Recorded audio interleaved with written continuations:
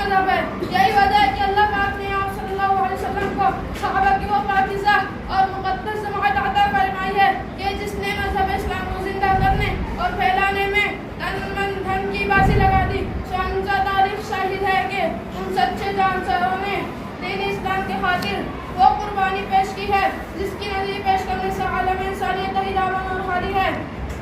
یہ صحابہ ہیں جنہوں نے حکم خداوندی اور پیغام محمدی کو عمل کرنے کے لیے گردنیں کٹا دی، عورتوں کو بیوہ، بچوں کو یتیم کر دیا. محترم حضرات، صحابہ کرام کی جماعت وہ جماعت ہے جس کو رب کائنات نے تزکیہ امت کے لیے منتخب فرمایا. ہادی اعظم صلی اللہ علیہ وسلم کو ان کا معلم بنایا، کتاب ہدایت قرآن پاک عطا فرمائی.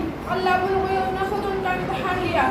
صحابہ کا مقدس گروہ امتحان میں پورا کرا. خداوند قدوس نے عمر رضی اللہ عنہ رضو عنہ کا مجدہ سنایا. حقیقت یہ کہ صحابہ کرام دین کے ستون ہیں. صحابہ کرام کنتم خیر امت ان کے بلا سے مخاطب ہیں.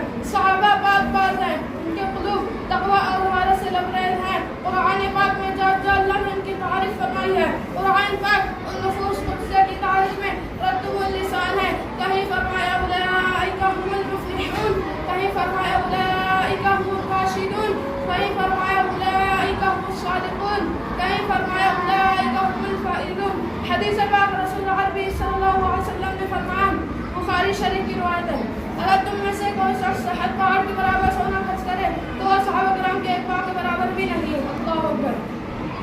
ملت اسلامی کے دیالو صحابہ واجب الاحترام ہے. ان کا تذکرہ اچھائی کے ساتھ کرنا لازم و ضروری ہے. یہ وہ صحابہ ہیں جنہوں نے دین اسلام کی خاطر زندگی وقف کر دی.